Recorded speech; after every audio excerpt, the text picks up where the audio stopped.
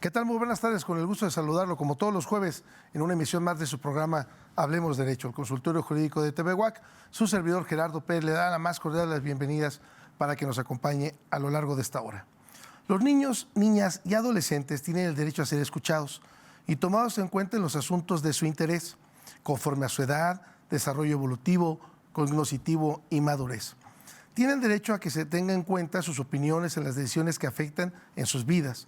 El artículo 12 de la Convención sobre los Derechos del Niño, los estados señala que los estados parte garantizarán al niño que esté en condiciones de formarse un juicio propio, el derecho a expresar su opinión libremente en todos los asuntos que lo afecten, en función de su edad y su madurez. El tema de esta tarde es el derecho de los niños, de los infantes a ser escuchados. Acompáñenos.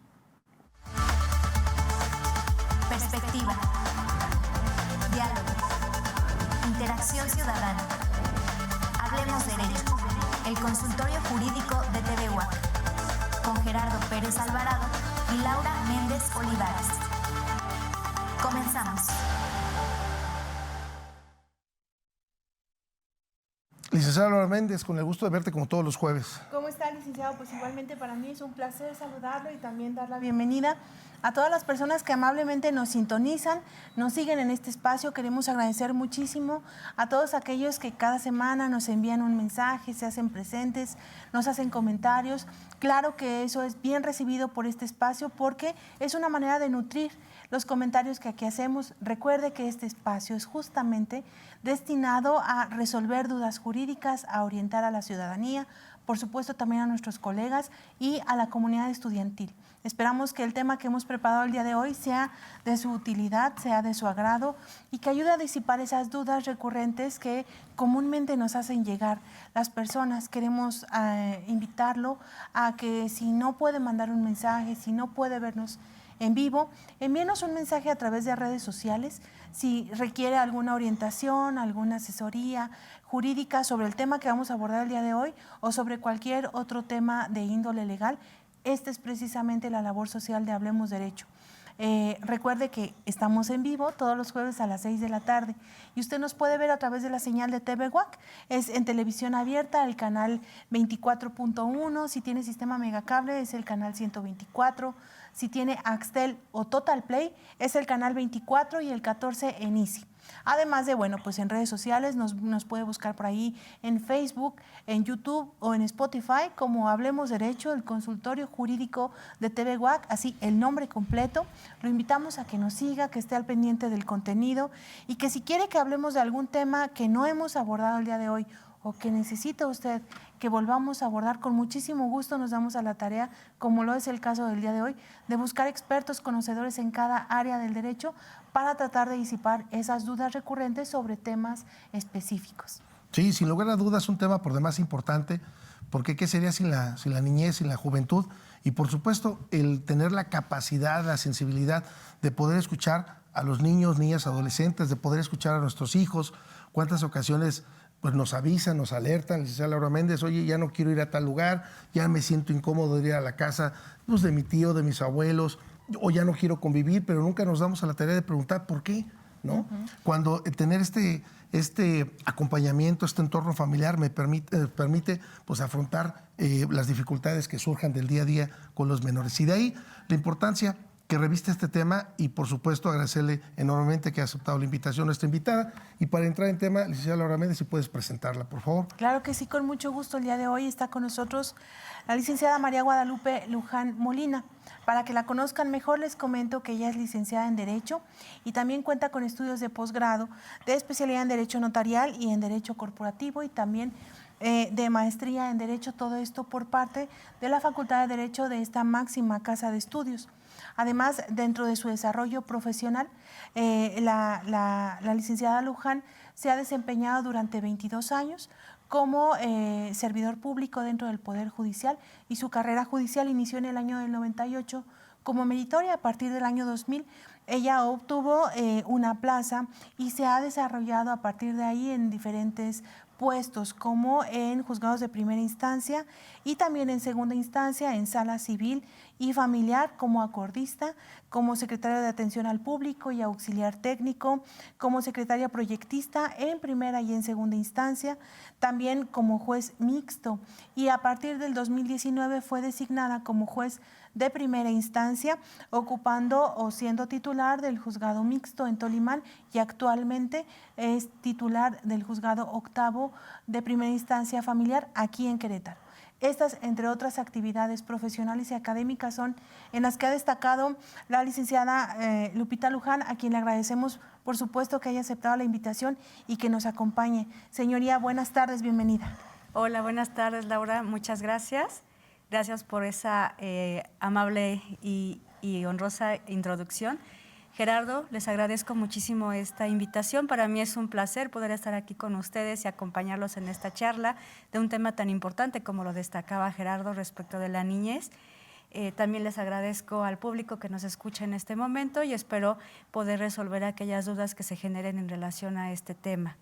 Muchísimas gracias. Señoría, y pues para entrar en tema, me parece a mí que sería importante señalar por qué los niños necesitan ser escuchados, ¿no? Ok.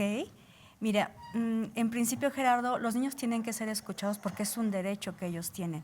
Es una oportunidad que se les tiene que brindar en todos los procedimientos para que puedan dar esa visión o esa parte de vivencias que ellos generan diariamente en cualquier entorno, ya sea su familia, ya sea inclusive en un grupo escolar, en una situación de salud o en una situación que les afecte.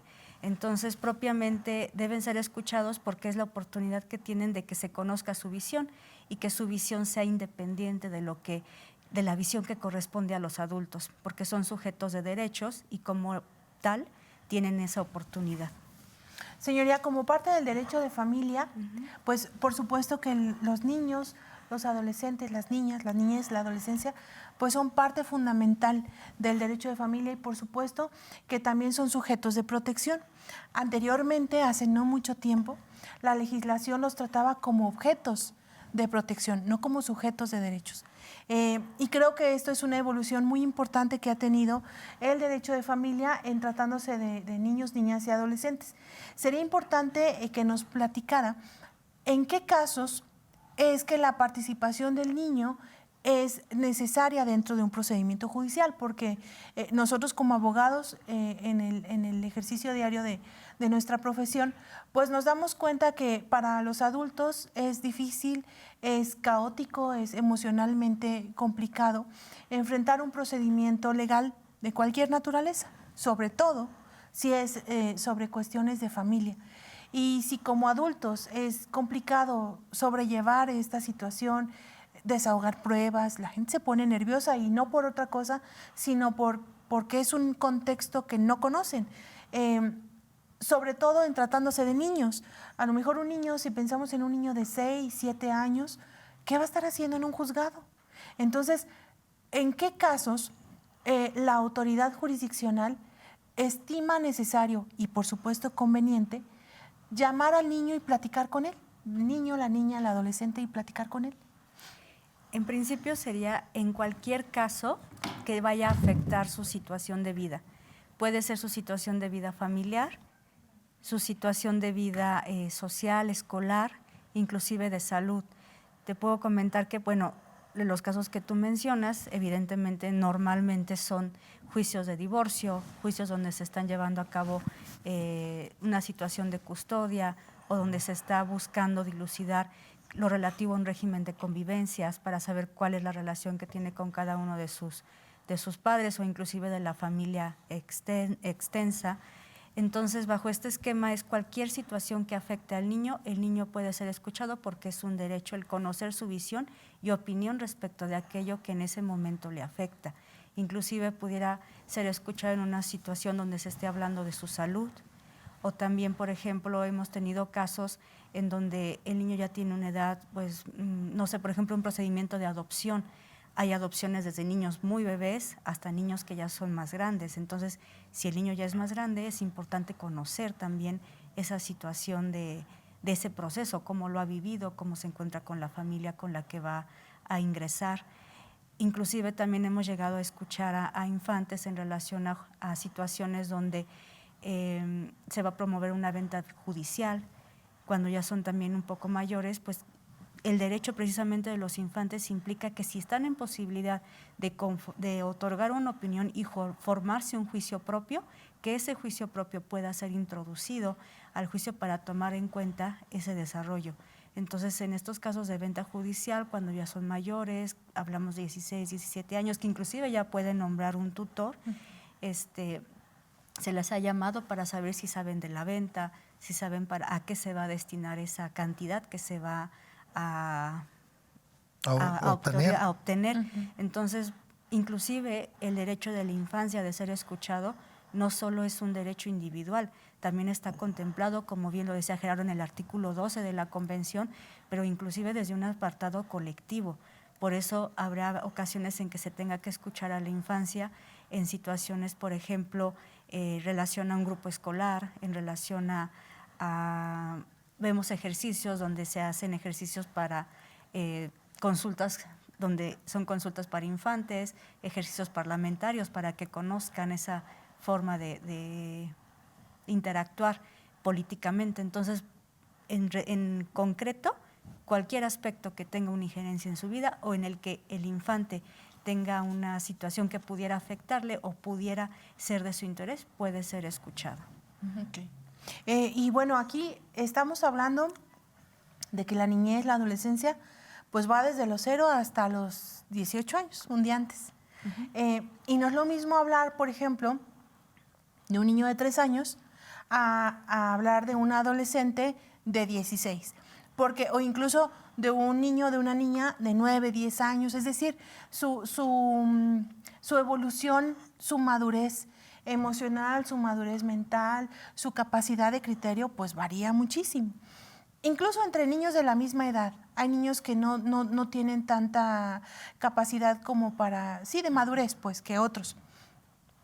¿Qué sucede, señoría, cuando, por ejemplo, se trata de un adolescente de 13 años que dice sobre cuestiones de custodia y dice, pues yo me gustaría irme a vivir con mi papá, porque con él comemos pizza, nos dormimos tarde, no me regaña, me deja salir con mis amigos, y mi mamá no.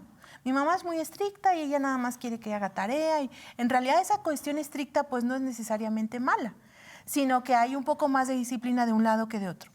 Y la edad del adolescente o la edad del niño en su momento, pues sí se presta a que a lo mejor su criterio no sea muy objetivo, porque a lo mejor se van a ir con el que les convenga más, o a lo mejor no tengo algo con mi mamá, entonces me quiero ir con mi papá y entonces voy y digo eso, ¿no? ¿Cómo es el protocolo que un juzgador, porque es difícil, así como los jueces escuchan una versión y otra, la verdad es de que la labor jurisdiccional es muy complicada porque ¿a quién le creo? Uno dice que es blanco y uno dice que es negro, la verdad es de que es muy complicado.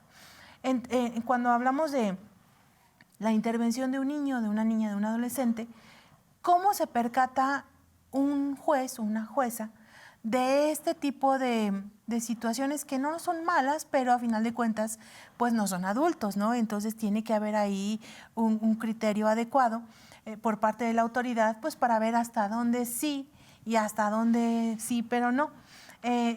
¿Se sigue algún protocolo, algún procedimiento? ¿El juez, para tener esa sensibilidad, se auxilia de alguna otra persona? ¿Cómo es? Mira, en principio, como tú bien lo dices, caso por caso es diferente. Cada situación de cada infante es distinta. Sí, hay una teoría que habla de los estadios de un desarrollo cognoscitivo.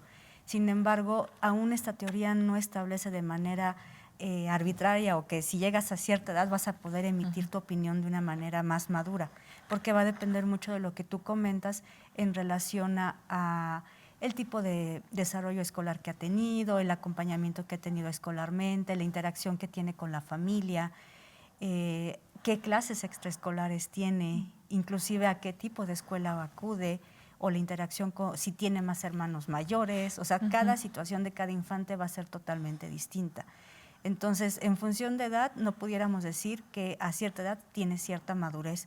Un niño de 13 años o un adolescente de 13 años, puede haber adolescentes muy maduros y adolescentes que no han alcanzado ese grado de madurez. Cuando se hace una entrevista con un infante, es muy importante visualizar que lo que diga el infante se tome en cuenta, pero no es regla escrita, en el sentido de que se va a tomar en cuenta también en la mayor medida posible el resto de los elementos que se están en ese momento conjugando, porque cada caso va a ser distinto. En el caso que tú mencionas, pues tendría que ser en principio, si se habla de una situación de maltrato, identificar si realmente hay ese maltrato o es una situación, como tú lo comentas, de reglas y disciplina, que efectivamente no es una situación errónea. También aquí es muy importante identificar que esa concepción de disciplina ha cambiado también a lo largo del tiempo. Ya no es la misma disciplina que se ejercía cuando éramos niños o adolescentes a la que actualmente se pugna o se promulga una crianza más respetuosa, donde se tenga un ejercicio más democrático. Y evidentemente también a ningún progenitor o progenitora les enseñan o nos enseñan a ser padres. Cada uno tiene un estilo de crianza distinto. Entonces, en concreto te pudiera decir que lo que dice un infante, un adolescente, no es tajantemente atendido, porque va a depender también de la madurez que expresó en ese momento, de las situaciones o las razones por las que esa opinión fue vertida, y también pues en conjunto con todo el resto de las pruebas. Uno de sus derechos es a brindar su opinión cuando tenga la posibilidad de conformarse un juicio propio, y también su derecho sería el que esa opinión sea tomada en cuenta, pero si no se toma en cuenta, más bien, si se toma en contrario de lo que pudiera ser su deseo, es expresar por qué. ¿Por qué se consideró que esa situación no era lo que más le beneficiaba, que no era lo que pudiera pugnar por una estabilidad mayor? Para la plática con infantes, antes de iniciar, se realiza siempre nosotros la llamamos prueba de capacidad. Esa prueba de capacidad se hace en compañía de un psicólogo. El psicólogo realiza en conjunto con tu servidora diversas preguntas para conocer si ese infante del que se trata está ubicado en tiempo, lugar, espacio, si está en condiciones emocionales de dar una opinión, en el sentido de si por ejemplo está en crisis, pues no vas a empezar inmediatamente a efectuar preguntas, porque se busca que lo curse con estabilidad. Después de que se hace esa prueba de capacidad, que además es conforme al protocolo un requisito que tenemos que cubrir, después de ello, el psicólogo nos da cuenta de está en condiciones estables, puedes realizar preguntas abiertas para permitir una narrativa más libre, o las preguntas cuando son muy pequeños busca que sean concretas y rápidas, porque un infante más pequeño, la atención se nos va rapidísimo. Entonces, esa prueba de capacidad también nos permite conocer esta parte que tú comentas, qué grado de madurez ha alcanzado el infante, de qué manera puede ser abordado durante la entrevista para que sea adecuada al ejercicio que se está buscando, y que realmente sea un ejercicio que le permita o que nos permita conocer su opinión. Además de esto, se le transmiten, como parte de esa prueba de capacidad, se le transmite la importancia de que durante esa plática lo exprese lo que realmente pasa, lo que realmente siente, lo que realmente necesita, lo que realmente le preocupa, no lo que alguien más le pudiera comentar. Y se juega mucho con los conceptos de verdad y mentira, con ejemplos. A ver, vamos a saber si identificas conforme a tu edad ese tipo de conceptos, para a su vez poder analizar las preguntas que se le van a realizar. Este tema es muy importante porque yo creo que los niños son transparentes. Y si llega un niño y dice, no, es que mi papá es malo, y la autoridad se va con esa percepción, no se va a dar cuenta que a lo mejor cuando le pregunten al niño, bueno, pero ¿por qué dices que es malo? Es que mi mamá dice que es malo. Entonces ahí ya no es la opinión del niño, sino es lo que escucha de su entorno, y eso hay que tomarlo en cuenta. Pero estamos dando por ahí, hecho... Fíjate, sí. Antes de pasar, me gustaría puntualizar dos aportaciones importantes que comenta aquí su señoría. Uno, en lo que se refiere a la entrevista con el infante, pues es importante, me gustaría a mí que nos pudiera comentar, porque hay algunas personas aquí ya que nos están comentando. Incluso hay una persona que dice, bueno, es un apasionado círculo de lector. Dice aquí, es un tema sumamente necesario. Las niñas y adolescentes y juventud tienen y merecen derecho a ser escuchados y tomados en cuenta. Y derivado de ese punto, que le agradecemos igual al licenciado Isaac Ricón, licenciada que está aquí atento, Nancy Hernández, Ana Julia Terrazas, les agradezco amablemente, entre otros más, a favor de su atención. Y muchos comentaban, señoría, o nos comentan ahí, me gustaría a mí puntualizar cómo se lleva a cabo de una forma operativa esta entrevista con el infante. Me refiero, porque lo comentaba la licenciada Laura Méndez, puede ser que en un asunto de divorcio, pues el problema a veces ya no es tanto el divorcio como tal, sino quién ejerce la custodia. Y en muchas ocasiones, quiero pensarlo, una persona, un nivel directivo, que a lo mejor tenga un ingreso muy solvente, estoy hablando a lo mejor que ganara arriba de 60, 70 mil pesos y que de pronto dijeras, bueno, te voy a descontar el 25% de tu salario, diga, no, yo lo que quiero es que yo se quede mi hijo conmigo, a lo mejor con lo que yo tengo de salario, con eso alcanza para que yo lo pueda atender y gasto menos, pero no es como a capricho. Y en muchas ocasiones se juega con la cuestión de, bueno, pues ¿quién tiene un mejor derecho, si él o ella? Y los dos tienen el mismo derecho. Entonces, es un tanto cuanto complicado porque muchos pudieran verlo como una cuestión de poder y no es una cuestión de poder, es una cuestión de poder entender al niño, qué es lo que quiere, qué es lo que desea, porque tampoco no lo puedes sacar de su entorno, de su estabilidad emocional y que me digas, bueno, 2 días con uno y 3 días con otro, y entonces, pobre niño, ¿cómo va a estar en su estado emocional, conductual? ¿Cómo lo hace, señoría? Es decir, ¿cómo analiza llevar a cabo esta entrevista? Ya lo comentaba que es un psicólogo. ¿Cómo se da cuenta cuando este menor está o tiene una alienación hacia el padre o la madre? Ok.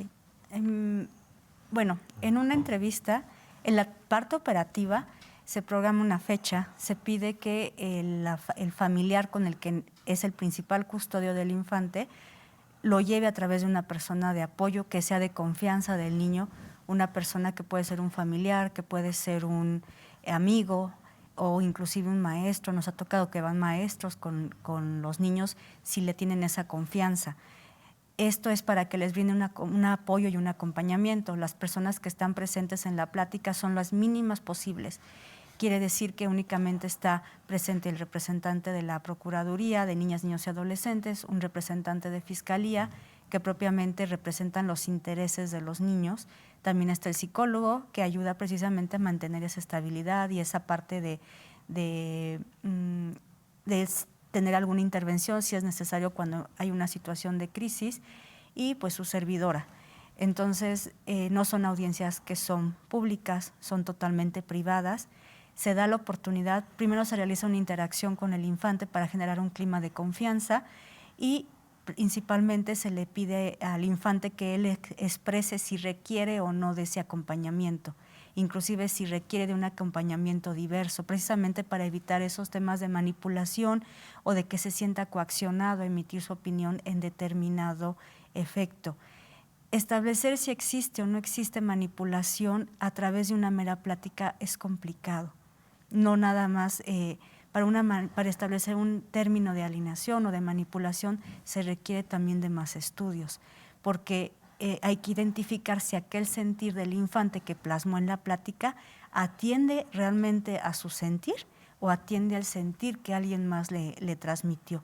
Por eso te pudiera decir que en primera instancia, solo a través de una plática no sería suficiente. Podemos tener indicios, se pueden generar indicios, y esos indicios pudieran ayudar a la toma de decisión en relación a medidas, pero solo a través de la plática poder establecer una manipulación no es posible, porque conlleva también una serie de preguntas que inclusive técnicamente uno no tiene ese conocimiento. Y aquí es importante hacer una distinción entre lo que es el sentir del niño auténtico que él ha formado y lo que es el sentir que se le ha transmitido. Desafortunadamente sí existe esa situación de manipulación, es una situación que afecta invariablemente a los infantes y los afecta pues emocionalmente, porque se está jugando con la parte más importante de vida de un niño, que es su familia, son sus quereres o sus sus redes de apoyo primarias. Entonces, como tú lo comentas, Gerardo, es importante identificar que la cuestión del niño no se vuelve en una situación de poder. Cualquier procedimiento que implica un divorcio o una separación de los progenitores ya conlleva una carga emocional y una situación que pudiera realizar una situación de inestabilidad en el infante, porque su vida familiar se está estructurando de una manera distinta del que él la tenía conformada. Sí, lo que se pretende, de alguna manera, señoría, quiero yo pensarlo, que esto contribuye a promover el comportamiento activo del niño, niña, adolescente, al grado tal que pueda incluso este acompañamiento de padres, padre, madre, o como anteriormente usted lo comentaba, señoría, su círculo primario, estas redes de apoyo, motive y refuerzan, por supuesto, la autoestima para sentirse bien como persona y desarrollar todo su estado emocional y conductual, ¿no? Para el bienestar del menor. Ya tenemos un par de preguntas. Vamos a ir dándole salida porque nos quedan 4 minutos antes de irnos a la pausa.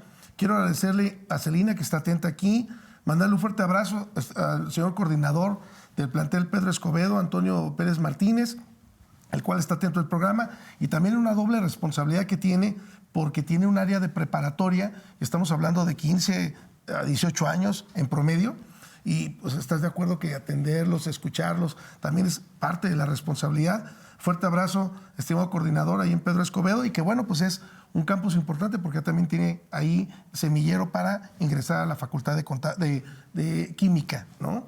Dice, un tema importante ahora en esta época donde existe mucha información y no siempre es confiable. Saludos desde Pedro Escobedo. También nos escribe Miriam Erika Reyes, Alicia Casas, y ahorita le damos salida a cada una de sus preguntas, pero antes de irnos a la pausa, nos comenta Celina, buenas tardes, saludos a todos. ¿Qué tanto influye la opinión del infante en un asunto de convivencias? Si el niño se niega a convivir con uno o con otro padre, ¿eso es definitivo para resolver o pueda la autoridad jurisdiccional auxiliar a los padres a restaurar la relación paterno-filial, señoría? En estos casos es importante identificar cuál es la razón por la que se niega a esa convivencia.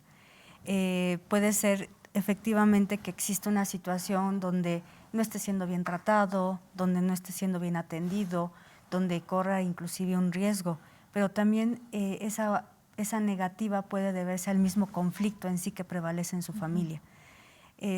Los niños son receptores, los niños, como lo comentábamos a un inicio, son sujetos de derechos y como tal también tienen emociones que se van configurando con base en el conflicto que en ese momento prevalece.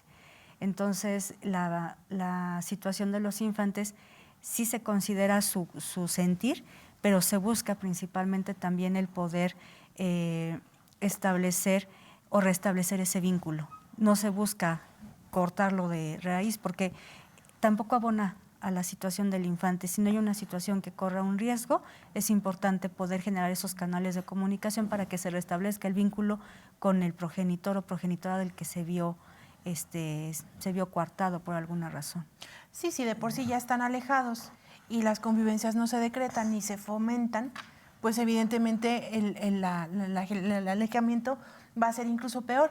Pero estamos dando por hecho, hace ratito quería comentar, cuando el niño pues va, la niña, el adolescente va, acude, platica, expresa, que es lo ideal. Pero ¿qué pasa cuando no quieren? Eso, o sea, a mí me ha tocado ver que hay niños que no quieren hablar con nadie y están también en su derecho. Entonces, ¿cómo actúa la autoridad? Ahorita, igual y antes de irnos al corte, sí sería importante saber, porque en ocasiones no es cosa de la mamá, no es cosa del papá, la mamá lo lleva, lo presenta. Pero el niño no quiere porque no conoce a la juez, porque no conoce ahí a ningún lugar. Lo que platicábamos hace ratito, incluso entre adultos, es complicado pues enfrentar ese tipo de situaciones, pues para los niños aún más, ¿no?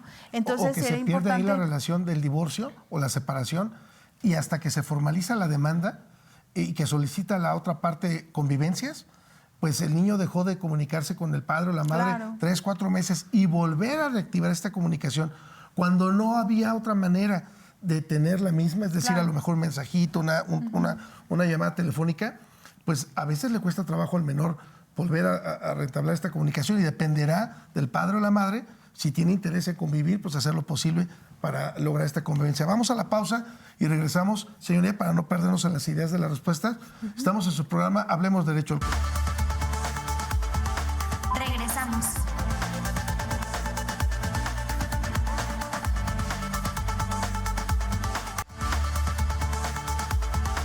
Continuamos.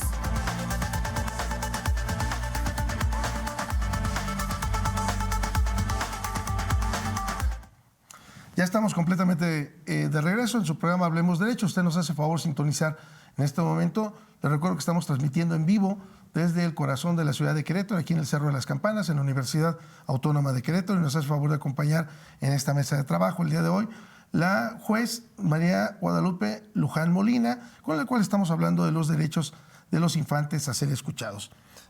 Antes de irnos a la pausa, tenemos un par de preguntas. Sí. Licenciada, si pudiéramos reordenar nuevamente la idea para todas las personas que en este momento se conectan o están al pendiente del programa. Sí, bueno, hemos estado planteando el tema de cuando los niños van, cuál es el protocolo que se toma en cuenta, pero el planteamiento era qué sucede cuando el niño, la niña, el adolescente no desea intervenir.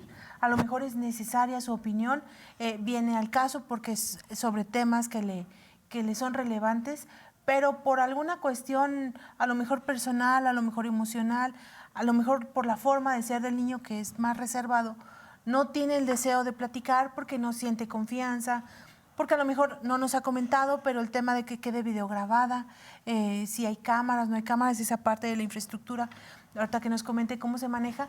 Entonces, ¿qué puede hacer la autoridad para no sé si deja la plática para que no se lleve a cabo o lleva a cabo otro tipo de dinámicas para un acercamiento con el niño? El derecho de los niños implica también el no dar su opinión, porque es un derecho, no es una obligación, no es algo que necesariamente tenga que realizar. Él siempre debe tener la libertad tanto de expresarse como no expresarse, y se le transmiten esos mensajes durante todo el tiempo de la plática.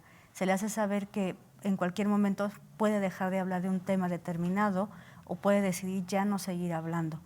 Para que pueda expresar ese derecho de no continuar con la plática, también es importante que cuente con la información correspondiente. Se le hace saber en principio cuál es la naturaleza, la razón de la plática, y que se busca que sea rápida.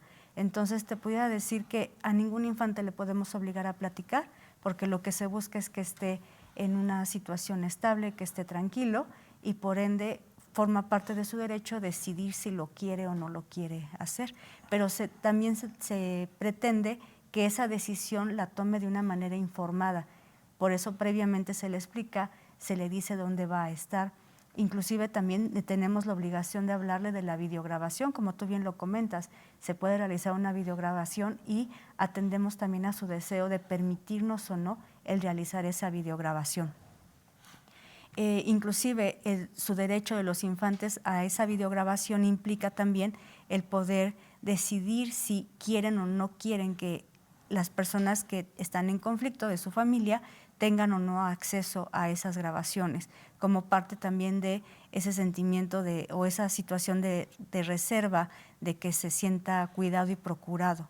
Entonces, la grabación en principio la hacemos solo en los casos que nos lo autoriza el propio infante, y la grabación pueden decidir si desean o no que salga, que sea vista por más personas. Evidentemente, por la autoridad sí tiene que ser vista, porque es quien la va a valorar y quien va a plasmar esa opinión en la resolución de que se trate. Ahí, señoría, me llama mucho la atención el comentar que la videograbación, es decir, la entrevista que se tiene con el menor, pueda permitirse a las partes. Es decir, ¿qué pasa si yo le digo a mi hijo, oye, es que tu mamá es mala, tu mamá nos dejó, tu mamá se fue con otro, tu mamá es esto, aquello, aquello? Y la verdad es que es mentira. Yo lo que no quiero es que se vaya con la mamá, ¿no? Porque tengo un problema, porque tengo un resentimiento, la razón que sea. Y si yo ya convencí o manipulé o aliené a mi hijo de esta manera, y de pronto me doy cuenta que mi contraparte va a darse cuenta de la entrevista, o yo me doy cuenta y pido el audio de esta entrevista, pues yo le puedo recriminar a mi hijo y decir, oye, pues, ¿qué pasó? ¿En qué quedamos? Mira lo que estás diciendo. ¿Sí está permitido eso? No se puede ocultar el contenido de la grabación a los padres, salvo que el infante me diga, no quiero que ellos lo vean. Por eso se les pregunta, oye, ¿permites que papá y mamá lo vean? A veces para ellos es importante escuchar lo que tú opinas. También en muchas ocasiones, al concluir la plática, se acerca a las partes y se les dice, es muy importante que se respete ese derecho de ellos de ser escuchados, por eso no pueden ser cuestionados, deben de tomar en cuenta que no es lo único que se va a valorar, que la decisión no está en manos del niño, porque pareciera que en muchas ocasiones se les da que todo el peso de esa decisión se encuentra sobre sus hombros, cuando en realidad es una situación de un estudio que se va a efectuar respecto de todas las pruebas, o inclusive son temas en los que ni los propios adultos se ponen de acuerdo. Exigir que un niño sea quien decida por completo ese tema sería establecer en sus manos una responsabilidad y un peso que no es acorde a su edad. Entonces, te podría comentar, si el niño accede a que lo vean, no hay ningún problema. Lo que sí nunca hacemos es dar DVDs grabados. Okay. Si quieren ver la plática, acuden al juzgado, se les habilita una computadora. Ok, entonces de ahí la importancia, nuevamente, por lo que es la plática del día de hoy, la escucha del niño o niña, y si el niño o niña adolescente dice, no, esto nada más te lo quiero comentar a ti, juez, o nada más quiero decírtelo a ti, pues se queda en la secrecía, punto. Si dice, no, sí, no tengo ningún problema que lo vean papá y mamá, adelante, entonces comparte, pero para que lo vean, no para que lo tengan. Exacto. Correcto, muy bien. Licenciada Laura Méndez, tienes por ahí una pregunta que nos hacen en la página de TVWAC propiamente. Sí. Y agradecerle a Eduardo David. Maestro, gracias. Muy buenas tardes, doctor Gerardo, maestra Laurita, un gusto oírlos con un tema ya interesante desarrollado por la juzgadora. Felicidades a los tres. Le manda también saludos, señora juez. Y regresaremos a la pregunta que tenemos, licenciada Laura, para pasar a la inquietud de Alina Casas y Miriam Erika Reyes, para darle lectura también a sus preguntas. Sí, con mucho gusto nos comentan qué sucede cuando hay pruebas. Bueno, aquí también me gustaría anticipar que nos comentara dentro del procedimiento qué peso tiene la plática de lo que estamos hablando el día de hoy, la plática de los niños, de los adolescentes, es decir, ¿es una prueba como tal o únicamente es para efecto de conocer su opinión? O sea, ¿cuál es el alcance que se tiene dentro del procedimiento? Lo que dijo mi hijo, ¿lo puedo yo usar a mi favor para entonces atacar al otro? O eso es por un lado. Y dice aquí, hablando ya de pruebas, cuando se tienen las pruebas, se presentan de manera clara, se repiten a petición de la autoridad y aún así se revictimiza y se pone en entredicho los resultados de los peritajes, resultados realizados por profesionales. Ahí con quién se acude. Ahí, ¿quién revisa el mal trabajo que están haciendo las magistradas? ¿Cómo se mide si el trabajo es competente? Escucho que las decisiones para niñas, niños y juventudes y adolescencias se siguen quedando en manos del mundo adultocentrista. Ese es el comentario. No sé si quiera que diga su nombre o no, pero está ahí en redes sociales. ¿Qué comentario le merece, señoría? Bueno, la opinión de los infantes, más que una prueba, en principio es conocer cuál es la opinión de ese niño en concreto, cuál es su visión, de qué manera pueden realizarse acciones para que ese infante tenga un entorno aún más seguro, que tenga un entorno donde le produzca mayor estabilidad. Las pruebas, es importante recordar que en las periciales se busca que sea una pericial por cada una de las partes y que inclusive si esas periciales llegan a ser contradictorias, también existe un tercero en discordia. Entonces, no necesariamente lo que señale el perito que contraté es lo que efectivamente va a resultar o se va a tomar en cuenta en el juicio, porque al momento de una resolución siempre se hace un estudio de los peritajes que se emitieron y con base en eso se puede otorgar una decisión.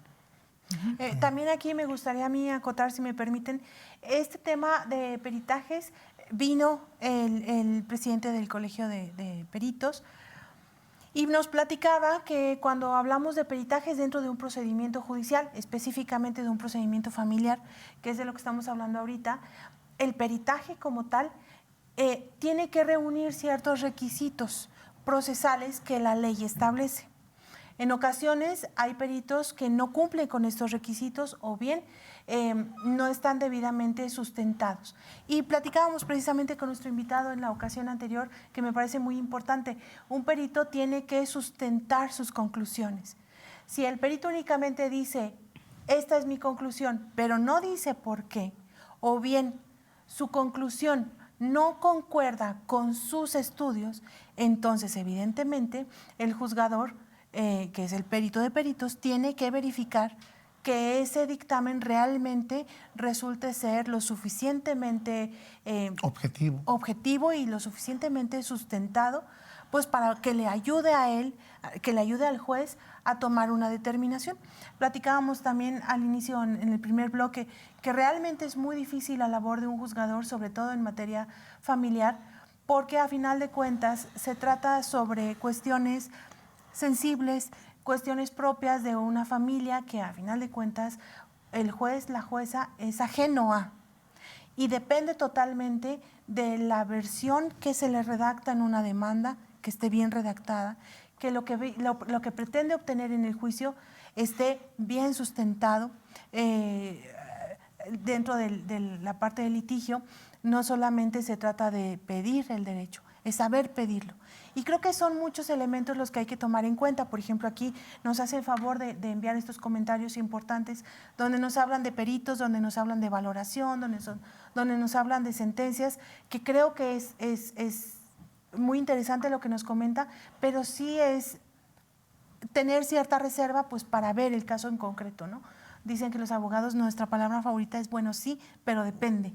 Y es que sí depende, porque cada asunto es muy diferente y claro que tiene mucho que ver cómo se ha desarrollado desde un inicio. Entonces, así como que plantearlo ahorita de una manera descontextualizada, a lo mejor la opinión que podríamos darle no es certera porque no conocemos la situación. Entonces, la intención al leer estas preguntas, claro que es pues tratar de exponerlas, ¿no?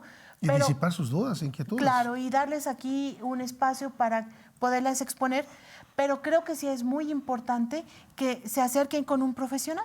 Siempre todo esto lleva un procedimiento, hay instancias, y para eso precisamente pues estamos los abogados. Entonces, muchas gracias por la confianza y por exponernos estos comentarios. Señoría, también nos comentan, ahorita para pasar a otro tema, en lo que tiene que ver con la disposición de las videograbaciones con los menores. Dice, ¿qué disposición prohíbe que se le dé a las partes copia del audio y video de la plática con el menor?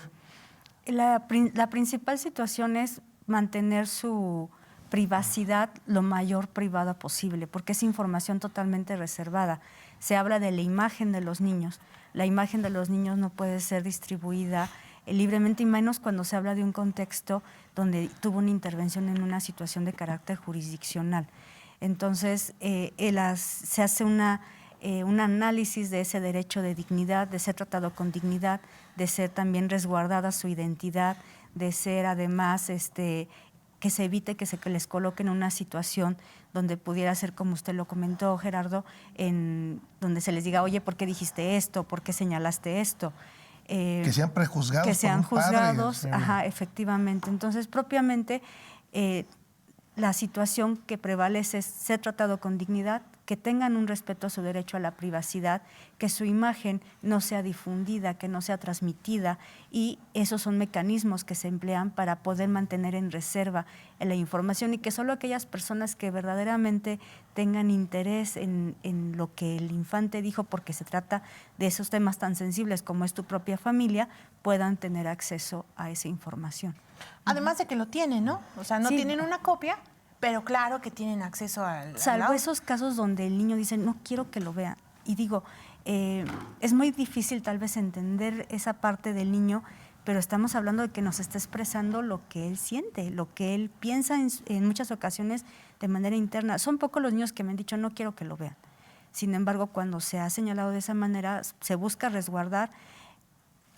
Propiamente no ha habido mucha inconformidad, porque entiendo que también los padres conocen esa parte de su hijo. Y me parece que es parte del ejercicio de respetar esa opinión que están brindando en ese momento. Entonces se les da la oportunidad de que decidan si quieren o no quieren ser vistos.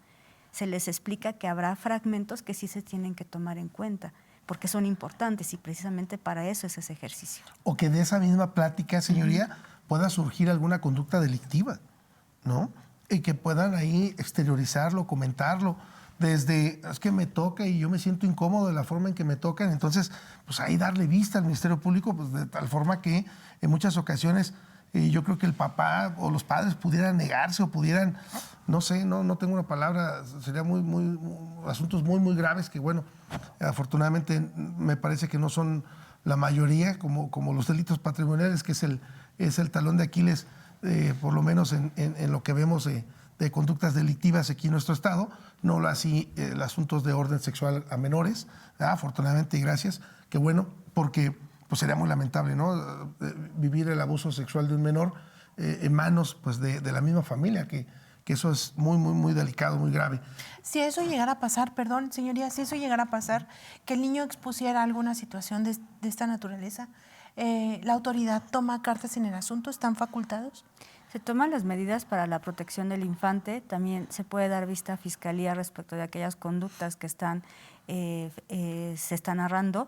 Esta vista no solo se da en ese tipo de asuntos, sino también en donde se involucra una situación de violencia, se puede dar vista para que se pueda iniciar con la investigación, pero en lo que es el área de aplicación en materia familiar, pues es buscar tomar las medidas para que no se repita esta conducta nuevamente.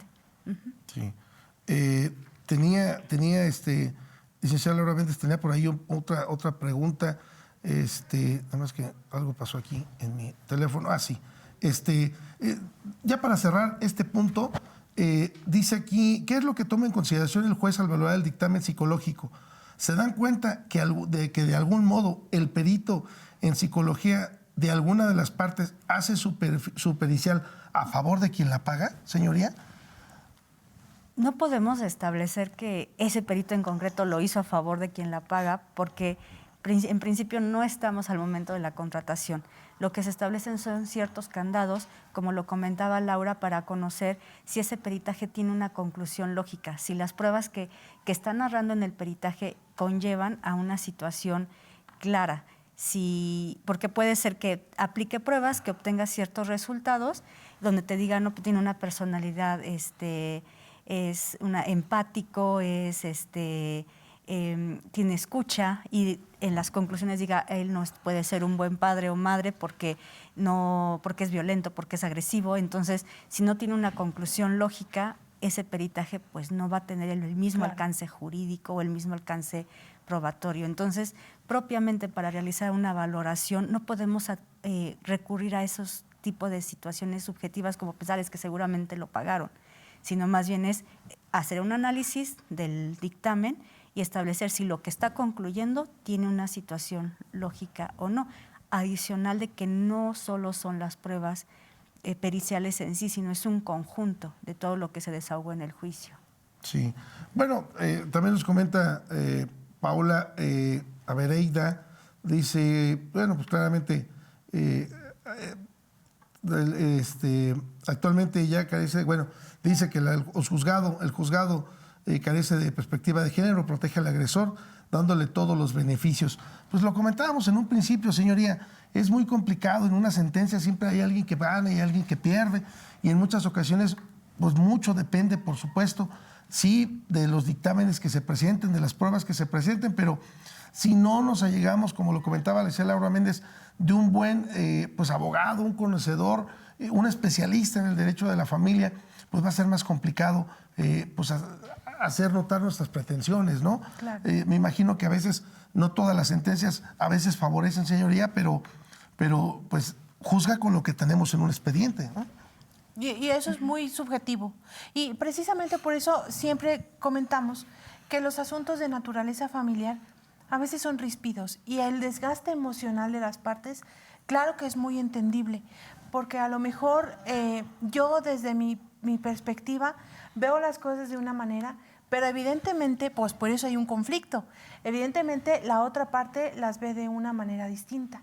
Entonces sí es muy importante, quien nos comenta, Paula, muchísimas gracias Pereira, por su confianza, es muy importante que verifiquen, que se aseguren que realmente le están allegando al juzgado en el expediente de una manera concreta realmente lo que pretenden obtener, ¿no? Sí, nos quedan un par de minutitos. Señoría, me gustaría únicamente hacer mención de lo que también comenta Miriam Erika Reyes Muñoz. Bueno, también en términos generales dice, bueno, es que la juez ordena un tercer peritaje y es ella quien debe de valorar y contrastar los peritajes, ¿no? Juzgar con perspectiva de género, no darle el favor al agresor. Señoría, con eso me gustaría cerrar y que dieras un mensaje. ¿Qué le contestamos a Miriam Erika?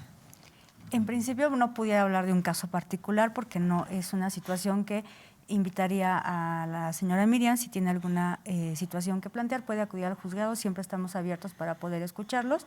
Cuando se ordena un peritaje tercero en discordia, es precisamente existen contradicciones entre los dos peritajes que cada una de las partes ofreció y es con la finalidad de obtener mayor información para poder resolver por qué existen esas contradicciones. Y como lo comentaba hace un rato, en relación a la forma de valorar un peritaje, pues se analiza que tenga una congruencia entre los estudios que se realizan, los documentos técnicos que tuvo en su mano ese perito, de que se trate, porque hablamos de un profesionista que tiene ciertos conocimientos técnicos y que se requiere el auxilio del juzgado para poder allegarlos a juicio y si tienen o no congruencia con las conclusiones que está emitiendo.